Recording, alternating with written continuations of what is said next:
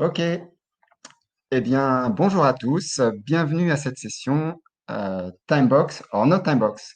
Donc, je vais commencer par me présenter. Je m'appelle Yves Saintillan. Je suis Scrum Master Coach Agile au sein de la société Viveris à Lyon. Donc, je vais commencer par remercier l'ensemble des sponsors.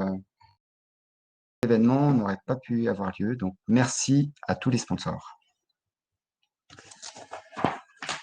Alors, je vais commencer par vous expliquer pourquoi je me suis intéressé à ce sujet-là. Eh bien, c'est que j'ai eu moi-même des expériences de réunions qui n'avaient pas respecté la durée prévue. Et j'ai même assisté à ces réunions, soit en tant que coach agile, soit en tant que facilitateur, soit en tant que gardien du temps. Et j'ai senti que le fait que la réunion dépassait le temps prévu, ça générait de l'insatisfaction, de la démotivation. J'ai même vu aussi des personnes sortir de réunion à la fin du temps prévu. Eh bien, c'est cette expérience de réunion qui m'a conduit à m'interroger, étant convaincu des bénéfices du timeboxing, sur comment aider une équipe à améliorer ses réunions, l'efficacité de ses réunions pour que les réunions se terminent dans les temps.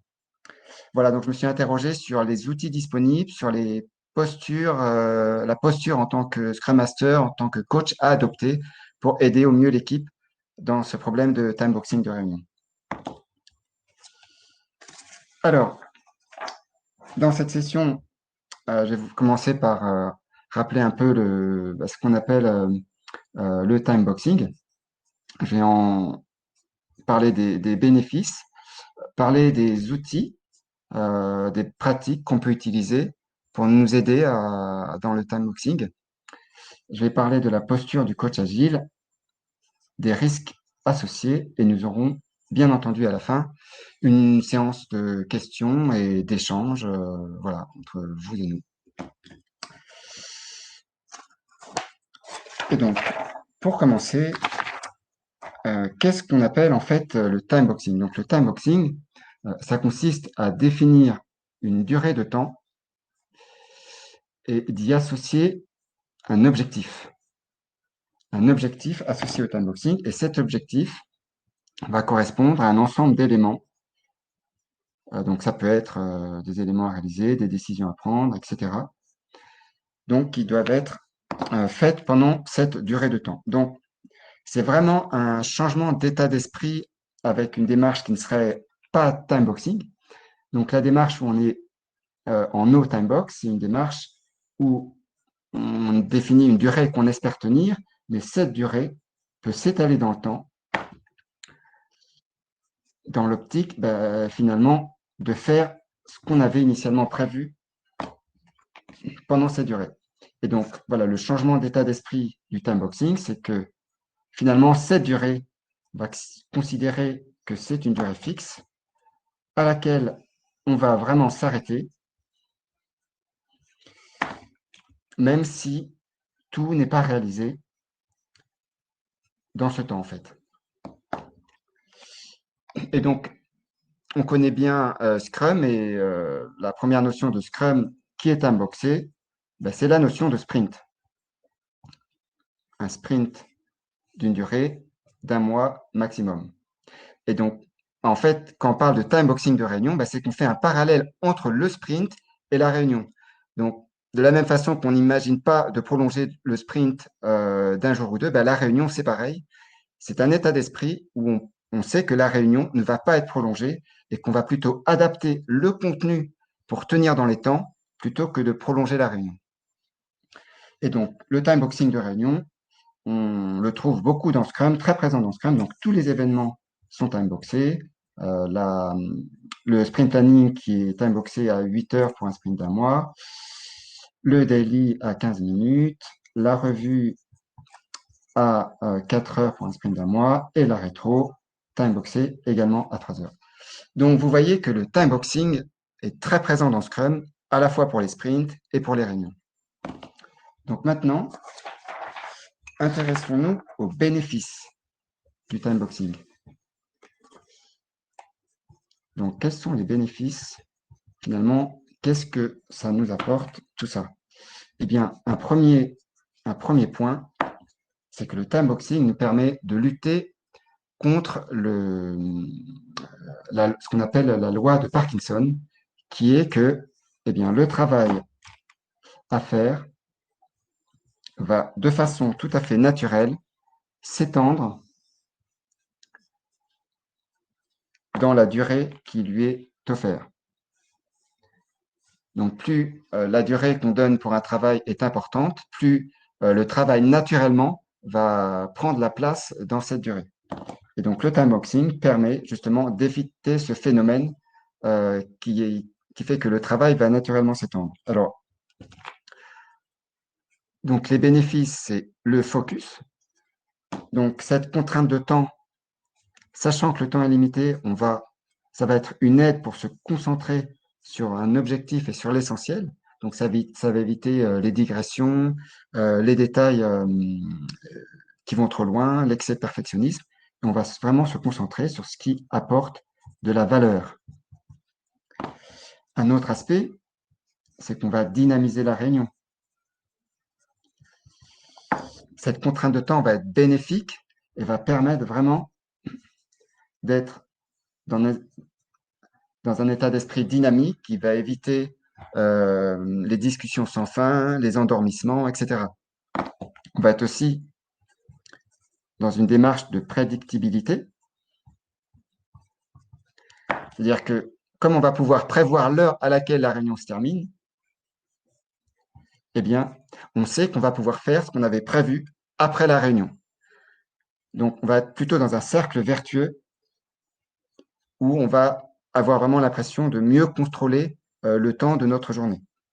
Et donc, finalement, tout cela va contribuer à la motivation des participants. Donc, on va être à la fois plus concentré sur les objectifs, plus dynamique. Et donc, on va prendre plaisir à venir en réunion. Et voilà, ça va participer à l'amélioration globale de la réunion. Donc, maintenant qu'on a vu les bénéfices, il y a un point que je voudrais aborder, c'est la question, déjà, si on n'arrive pas à timeboxer, qui est responsable de ça, qui a les leviers pour améliorer la situation. Est-ce que c'est finalement le facilitateur? Est-ce que c'est le gardien du temps qui n'a pas arrêté l'équipe, comme on entend parfois? Est-ce que c'est le manager, le directeur présent à la réunion? Voilà, c'est une question qu'on peut se poser. Mais finalement, est-ce que c'est pas l'équipe entière qui est collectivement responsable du respect du timeboxing? Alors, je vais vous parler de plusieurs outils qui sont intéressants. Et je vais d'abord parler des références que j'ai utilisées. Donc, la première référence, c'est le livre Coacher une équipe agile de Véronique Messager, un livre que je vous recommande dans lequel on voit notamment des dialogues entre un coach et un Scrum Master. Donc, le Scrum Master, notamment, à un moment donné, cherche à améliorer l'efficacité de ces cérémonies. Et la deuxième référence, que je vous conseille également, c'est le livre Coaching d'équipe d'Alain Cardon. Alors, pour vous parler des outils, je voudrais commencer par utiliser la grille mnémotechnique proposée par Véronique Messager, qui parle des réunions opales. Donc, chaque lettre correspond à un aspect de la réunion qu'il est important d'avoir en tête. Donc, le O, en fait, c'est pour objectif. Quel est l'objectif de la réunion? Une question à se poser aussi, donc c'est Lisette Sutherland qui en parlait hier dans sa keynote, c'est est-ce que la réunion est indispensable? Est-ce que cette réunion a forcément besoin d'avoir lieu? Est-ce qu'elle peut se faire en asynchrone? Bon, si elle est vraiment indispensable, quel est l'objectif clair de cette réunion? Est-ce que c'est une réunion où on cherche à informer les participants? Est-ce que c'est au contraire une réunion d'échange, de prise de décision? Et dans ce cas-là, voilà, quelles est vraiment les décisions, sur quel sujet on souhaite les avoir, etc.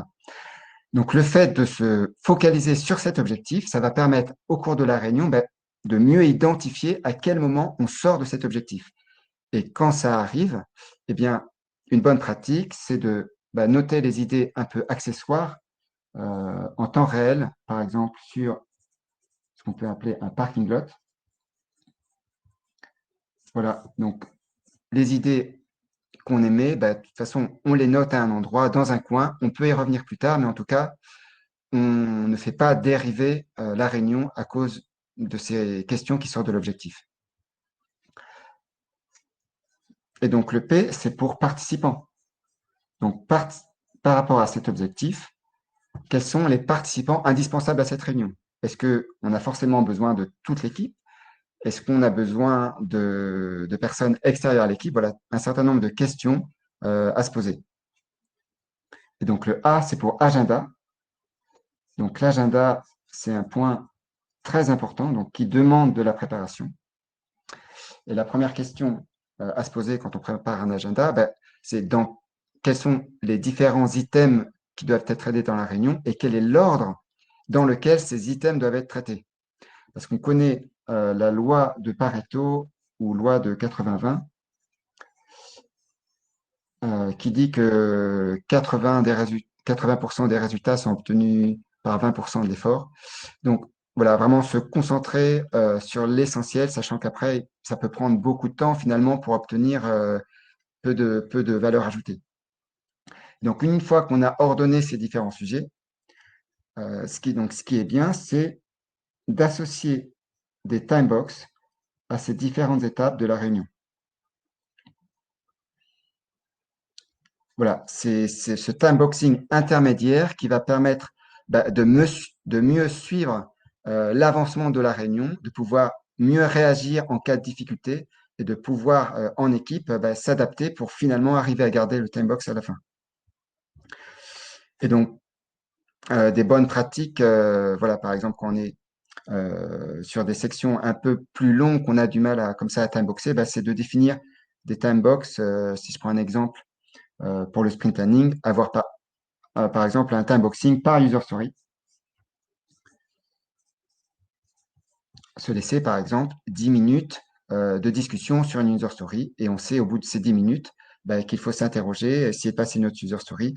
Voilà, et avoir conscience de la durée des différentes sections. Alors, un point aussi à ne pas oublier, c'est les pauses. Donc, notamment quand on est en distanciel et qu'on est devant un écran. Donc, c'est les pauses qui permettent aussi de garder l'efficacité et la concentration en réunion. Il y a des études qui ont été faites que au bout de 45 minutes de réunion, on risque de perdre la moitié des participants. Donc, la présence de pauses planifiées dans l'agenda permet justement de mieux pouvoir se concentrer entre ces pauses et éviter entre ces pauses tout ce qui est distraction, comme les emails, les notifications, etc. Pour vraiment être concentré. Le time boxing est une période justement voilà, de concentration sur un objectif. Ce qui est intéressant aussi, à la fin de la réunion, évidemment, c'est d'avoir un rôti, donc pour avoir l'avis des différentes personnes, eh bien, n'oubliez pas de planifier ce temps-là dans votre agenda pour que la réunion ne dérive pas. Alors, L, c'est pour livrable. Donc, c'est important de clarifier quel est le livrable attendu en fin de réunion. Donc, si le livrable, c'est une liste de points d'action, eh bien, c'est important de définir clairement qui sont les personnes responsables des points d'action, associer des critères clairs de validation de ces points d'action et associer aussi des délais à chacun des points d'action. Et enfin, E, c'est pour l'environnement de la réunion. Donc, par rapport à tout ça, à l'objectif, les participants, l'agenda, ben, quel est l'environnement qui va au mieux contribuer à la réussite de la réunion? Est-ce que c'est tout simplement une réunion dans une salle déjà prête que j'ai pas besoin de modifier particulièrement, ou alors je cherche à avoir une réunion où c'est plutôt euh, voilà, les personnes sont assises sur des chaises en cercle, etc. Quels sont aussi les outils que je vais utiliser? Est-ce qu'on a des post-it? Est-ce qu'on va utiliser le système de dot voting pour recueillir rapidement l'avis des participants sur tel ou tel point? Donc, il y a un certain nombre d'outils qui peuvent t'aider à la fluidité, euh, qui peuvent t'aider justement à faire récolter des avis rapidement, pouvoir faire des brainstorming de façon efficace sur un tableau, etc. Donc, si on revient sur, sur cet agenda, eh bien, il y a une technique intéressante. Donc, un modèle qui vient plutôt du modèle de coaching qu'on peut aussi appliquer à l'organisation de réunions, en fait. C'est ce qu'on appelle le modèle GROW. Donc, G, c'est pour le goal. Donc là, on en a parlé, c'est l'objectif de la réunion. Mais ensuite, la section suivante va concerner la réalité de notre problème. Euh, Quel est notre contexte à prendre en compte pour atteindre notre objectif? De quoi est-ce qu'on part? Et ensuite, une fois qu'on a bien parlé de cette situation, on va parler du haut. Donc, ça concerne deux aspects. À la fois les obstacles. Quels sont les obstacles devant nous pour atteindre cet objectif et par rapport à notre réalité actuelle? Et le deuxième point, c'est les options. Eh bien, par rapport à ces obstacles qui nous empêchent de progresser vers cet objectif, quelles sont les différentes options qui s'offrent à nous? Et enfin, le W, c'est pour Way Forward. Eh bien, par rapport à des différentes options, finalement, qu'est-ce qu'on décide dans la route qui va nous conduire à notre objectif? Quelles vont être les différentes étapes pour y parvenir? Et donc, le fait d'avoir cette approche globale, en fait, permet d'éviter des débats sans fin où on revient finalement à la réalité, aux obstacles, aux options. Et le fait de timeboxer ces différentes sections va permettre d'avoir quelque chose de plus productif ça va nous aider à tenir la timebox globale. Et donc, c'est typiquement euh, le schéma général des rétrospectives où on va d'abord parler de ce qui s'est passé dans le sprint pour ensuite évoquer des axes d'amélioration et enfin choisir ce qu'on décide par rapport à toutes les idées qu'on a évoquées.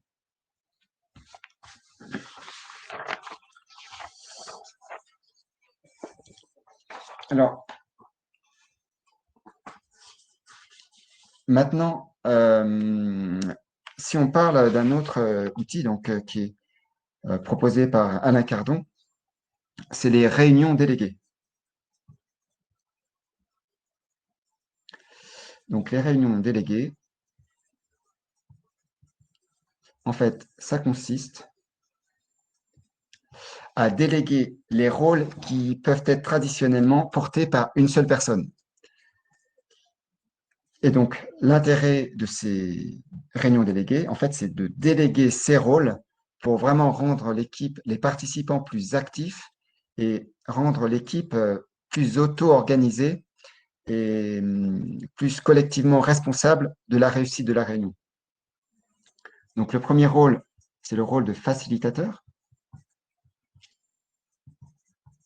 C'est celui qui va veiller à la bonne circulation d'énergie au sein de la réunion, qui va veiller à ce que chacun puisse s'exprimer, parce que chaque avis compte. Et ensuite, le deuxième rôle, ça va être le rôle de gardien du temps. Et donc, le gardien du temps, c'est celui qui va rappeler régulièrement à l'équipe, qui va être l'horloge parlante de l'équipe. Par rapport à chaque section du time box qu'on aura défini, eh bien, il va rappeler régulièrement le temps restant à l'équipe. Et pas uniquement, c'est très important qu'il rappelle en cas de dépassement du time box, si ça arrive, qu'il rappelle régulièrement le temps de dépassement. Par exemple, ben là, ça fait 1 minute qu'on a dépassé notre time box. Là, ça fait 2 minutes. Là, ça fait 3 minutes qu'on a dépassé. Eh bien, avec ce rappel régulier, si on est dans des digressions et des choses pas directement en lien avec notre objectif, ben, l'équipe va prendre conscience que là, il faut faire quelque chose. Le troisième rôle, c'est le rôle de scribe. Donc, c'est la personne qui va faire un compte-rendu. Mais derrière ce compte-rendu, ce qu'on entend aussi, c'est finalement mettre noir sur blanc ce qui apporte de la valeur dans cette réunion, c'est par exemple noter les décisions de l'équipe, si c'était un objectif par exemple de cette réunion. C'est pour ça que ce rôle est aussi associé à ce que Alain Cardon appelle le pouce-décision. Et donc, le rôle de pouce-décision, eh bien, c'est le rôle de celui qui va régulièrement rappeler à l'équipe sa responsabilité de prendre des décisions. Donc, quand les discussions s'enlisent, quand on perd de vue notre objectif de décision, cette personne va rappeler, bon alors, qu'est-ce qu'on décide, qu'est-ce qu'on veut dire par là, finalement, comment on formalise cette décision. Et enfin, le dernier rôle, c'est le rôle d'observateur, qui est appelé aussi le rôle de coach conseil. Et donc, c'est une personne, donc un participant de la réunion, mais qui va essayer de prendre du recul et qui va observer la qualité des relations pendant la réunion, la qualité des discussions, des échanges, et à la fin, en fait, qui va donner son impression d'observateur. Et en fait, en faisant ça, il ne va pas chercher à donner des jugements sur ce qui va pas, ce qui est bien, ce qui est moins bien, mais il va vraiment tourner ça, pas vers le passé de la réunion, mais vers le futur. C'est-à-dire qu'il va exprimer des axes d'amélioration, euh, des suggestions d'axes d'amélioration pour la prochaine fois. Voilà. Et donc, ce qui est important aussi par rapport à l'ensemble de ces rôles, c'est de faire tourner ces rôles pour que chacun ait l'occasion de grandir dans ses différentes responsabilités et d'apporter une touche personnelle à chaque réunion. Et donc, Véronique Messager suggère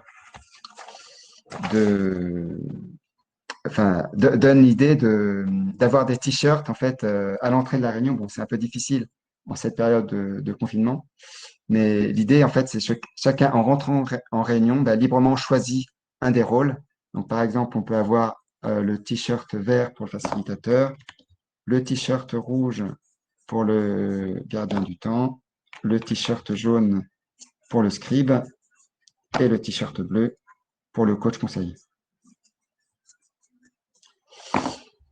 Voilà, donc c'est un outil assez intéressant justement pour rendre les participants plus actifs, plus responsabilisés pour que l'équipe collectivement arrive à s'améliorer dans l'efficacité de ces réunions. Donc maintenant, si on s'intéresse au coach agile, par exemple, euh, un Scrum Master, un des rôles du Scrum Master, on en parle dans le guide Scrum, c'est d'aider l'équipe à arriver à mieux time-boxer ses réunions. Donc le coach agile d'une façon plus générale. Eh bien, le coach agile, par sa position, en fait, eh bien, et par rapport à ses outils, il devra évidemment prendre du recul par rapport à ses outils, parce que les outils, c'est bien beau, mais leur succès dépend en fait de la façon dont les outils sont amenés par rapport à un certain contexte, qui est le contexte de l'équipe, qui est la culture de l'entreprise. Et donc, le rôle du coach, voilà, c'est d'accompagner l'organisation pour aider au mieux les équipes à s'approprier ces outils et ces techniques. Le coach aussi veillera à ce que son action de coaching soit directement en lien avec un objectif de coaching clairement exprimé par la personne coachée. Donc voilà, que ça soit un problème directement remonté ou que ça soit une conséquence voilà, d'un objectif de coaching qui vient de la personne coachée. Et le coach aussi sera dans une position d'accompagnement de l'équipe, où il accompagnera l'équipe en aidant l'équipe à prendre conscience du problème de non-respect du timeboxing et des problèmes, voilà, des conséquences. C'est-à-dire, quand une réunion a dépassé le timeboxing, je prends l'exemple d'un sprint planning, eh bien, le coach invitera à réfléchir l'équipe, à faire réfléchir l'équipe sur les raisons pour lesquelles on n'a pas réussi à respecter le timeboxing du sprint planning. Qu'est-ce que vous en pensez? Est-ce que ça vient de la préparation? Est-ce que ça vient de l'agenda, etc.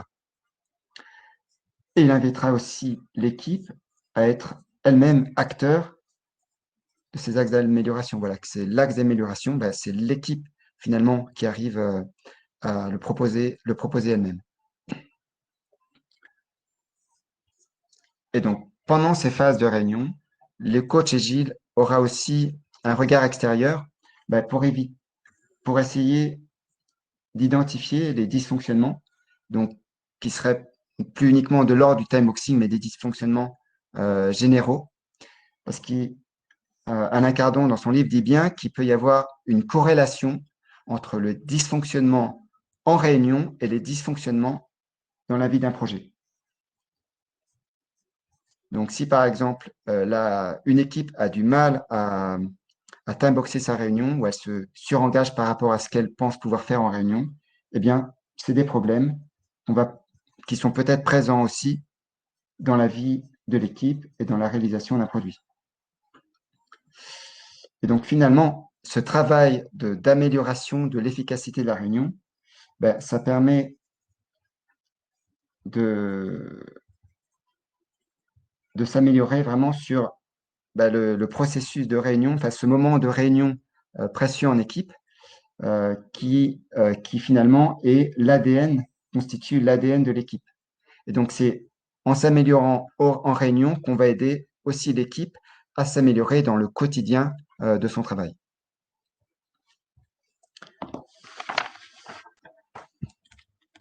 Voilà, donc si maintenant on parle des risques, je voulais mentionner un risque qui pourrait arriver, qui pourrait se matérialiser si on se focalise trop sur cet aspect purement time boxing, sans faire attention à d'autres aspects importants en réunion.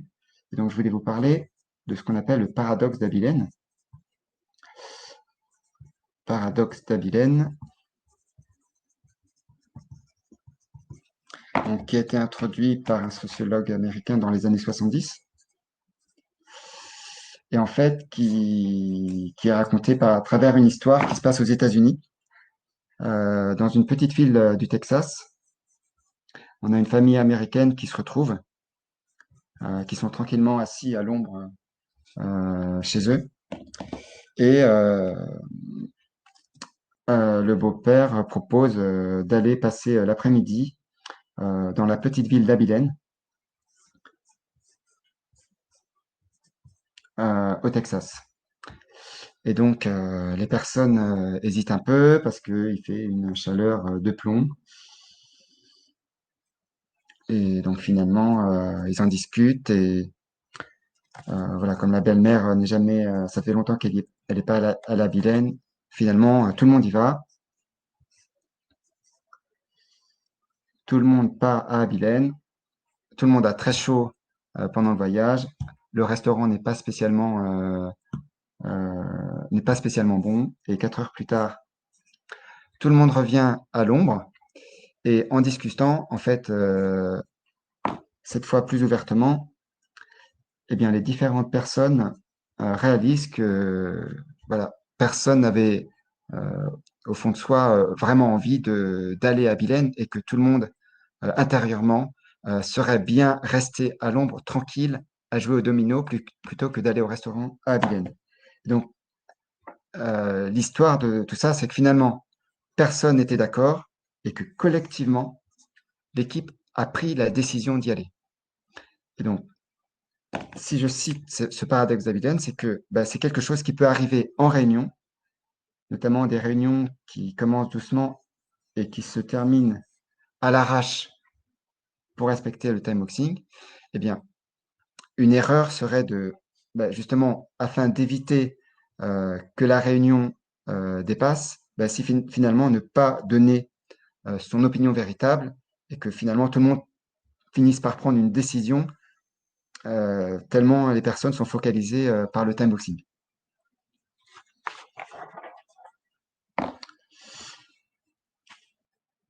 Donc voilà à peu près ce que je voulais vous dire sur le time boxing. Donc pour conclure, donc on a vu que bah, le dépassement de réunion, c'était quelque chose qui était démotivant pour les participants. Et on a vu l'intérêt du time boxing. Donc on a vu les bénéfices du time boxing qui apportent vraiment de la valeur à l'équipe et ça l'aide à dynamiser ses réunions. On a vu l'importance d'outils, de préparation, de l'agenda, etc. Les bonnes pratiques à acquérir. On a vu aussi la position du coach qui est là pour aider l'équipe, pour accompagner l'équipe à s'améliorer elle-même. Et on a vu voilà, que finalement, le time boxing, c'est un cadre offert à l'équipe pour mieux organiser ses réunions. Et donc, les valeurs euh, nécessaires à tout ça, bah, c'est évidemment le focus. Donc, arriver à rester focalisé sur un objectif précis. Mais voilà, c'est pas uniquement la seule valeur qui est importante euh, dans, dans ces réunions. Il y a aussi la valeur d'engagement. Est-ce que chaque personne s'engage à, à respecter le time box qu'on a défini, à faire tout son possible pour respecter ce time box? Une autre valeur, c'est l'ouverture.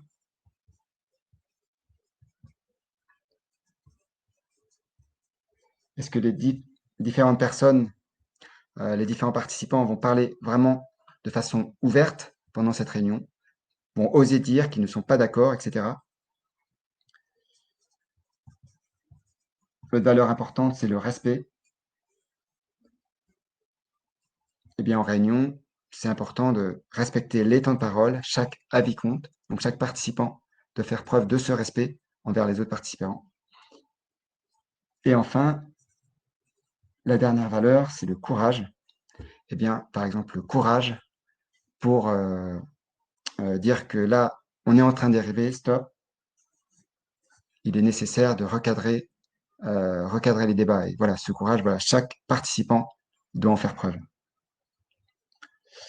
Et donc, finalement, on peut dire que le time boxing, bah, c'est vraiment voilà, un cadre qui est offert à l'équipe pour réellement l'aider à être efficace en réunion et à se consacrer sur l'essentiel quand elle est ensemble et qu'elle voilà, cherche à tirer le meilleur de ce temps précieux de réunion. Voilà. Et donc maintenant, si vous avez des questions ou si vous-même souhaitez partager quelque chose, n'hésitez pas. Il reste encore quelques minutes. Et voilà, je vais mettre ici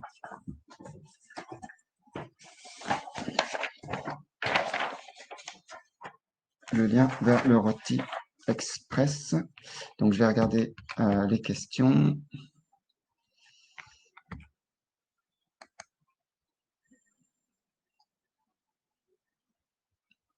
J'ai une question sur la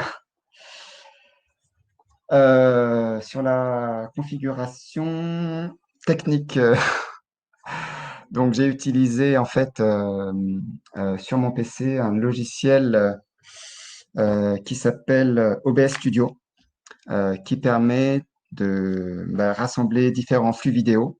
Donc, il y a un des flux vidéo, c'est la caméra de mon PC, et l'autre flux vidéo, il vient de mon smartphone, sur lequel j'ai installé un autre logiciel. Donc là, moi, j'ai Android, donc j'ai utilisé, je sais plus, OBS caméra, quelque chose comme ça. Voilà.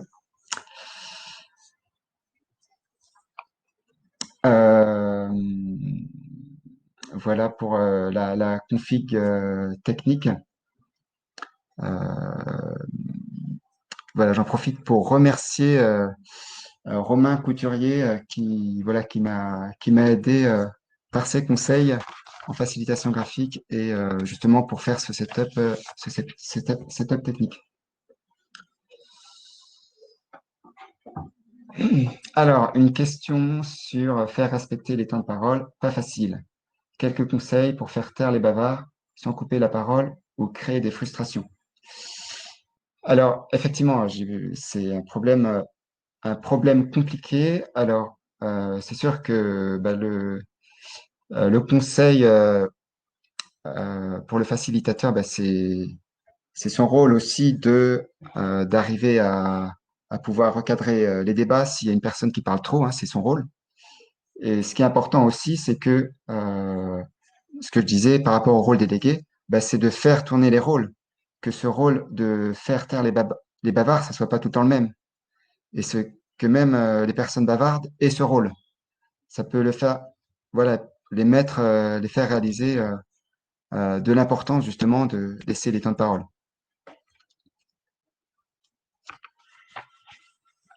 Alors, il y a une question, quand faut-il utiliser Timebox et quand vaut-il mieux ne pas l'utiliser?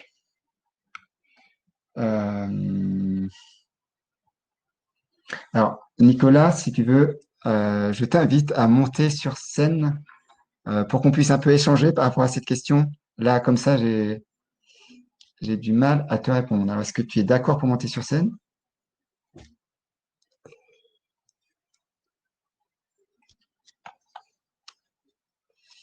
Euh, non, bah écoute, ça n'a pas l'air possible. Euh, donc, je vais essayer de répondre comme ça quand même à ta question. Quand faut-il utiliser Timebox et quand vaut-il mieux ne pas l'utiliser? Oui, salut Nicolas. Salut Yves, désolé d'abord parce que mon niveau de français c'est un peu limité. Mais la Pas de question souci. c'est celui-là, Yves.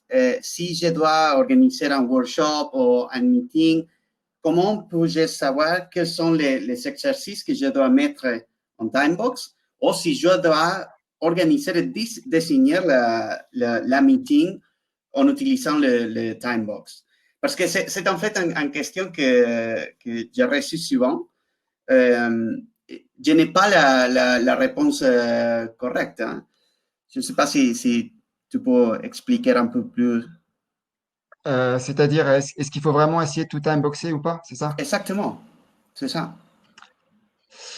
Et de mon expérience, moi j'ai l'impression que, en fait, plus on timebox, plus on réfléchit au temps que prend chaque séquence, doit prendre chaque séquence, Mhm. plus on est mieux préparé soi-même à la réunion.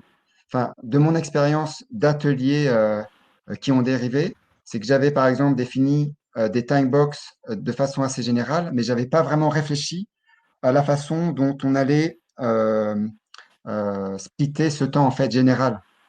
Et du coup, si on ne pense pas à splitter ce temps général, finalement, on discute de choses, mais arrivé à la fin de la time box, on n'a pas eu ce moment où on doit finalement décider quelque chose. Et c'est là qu'on dérive, en fait. OK. Je pense on a vraiment intérêt à essayer de time boxer au maximum, en fait. Mhm. Si on veut tenir les délais. Et le fait de faire ça en amont oblige à réfléchir comment doit se dérouler la réunion. C'est vrai que c'est plus facile de dire, finalement, allez, on se laisse 1 heure pour faire ça. Mais finalement, euh, ça peut poser problème. Et dans quel moment ton conseil serait de ne pas utiliser le timebox? Dans quelle situation tu dis, OK, dans cette situation là-bas, utiliser le timebox, c'est pas une bonne idée? Après, il y a des situations où finalement, c'est juste une descente d'information.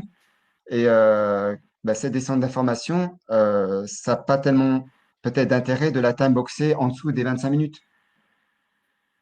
Mais si par contre, après la présentation, on a prévu 5 minutes de questions, eh bien, si on ne pense pas à se time boxer sur les 25 minutes, bah, on risque de dépasser Mm. et les questions vont déborder la réunion en fait. OK. Ok, ben, Merci je te beaucoup, Yves. remercie. Merci, hein. Et la question, comment gérer la digression quand elle apporte plus de valeur que le point initial?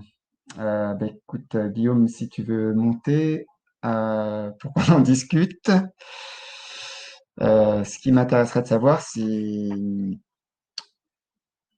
tu as déjà vécu concrètement cette situation et si tu as un exemple précis de digression qui apporte plus de valeur que le point initial.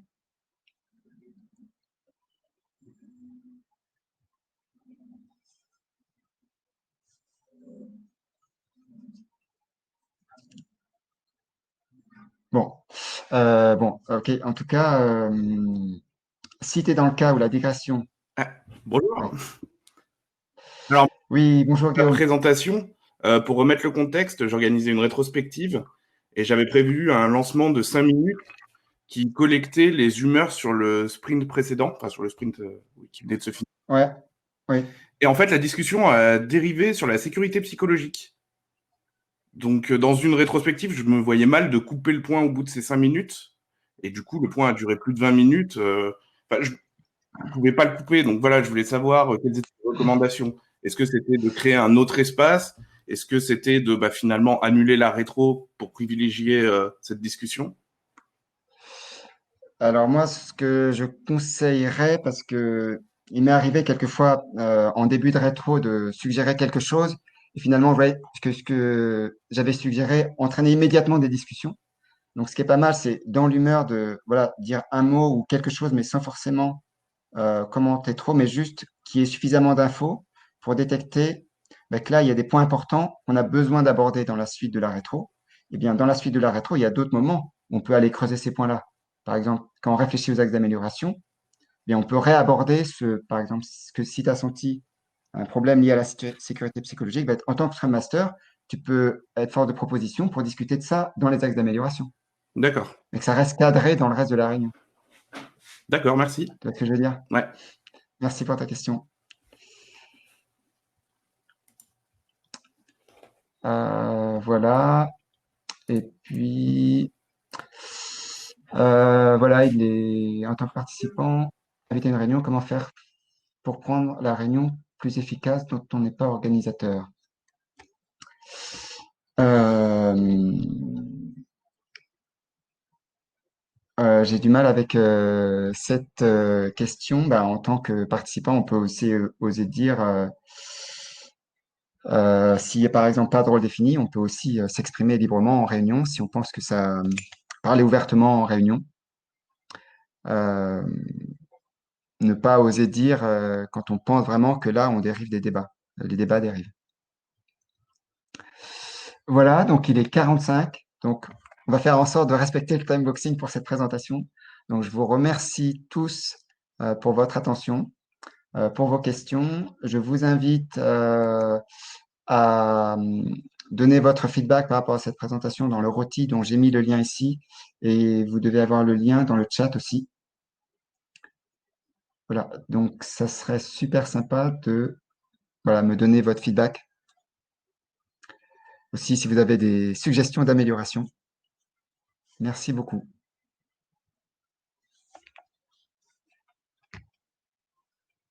Voilà, il y a le lien, Céline a donné le lien sur le chat général. Merci Yves pour la présentation, super présentation, bien timeboxée et tout.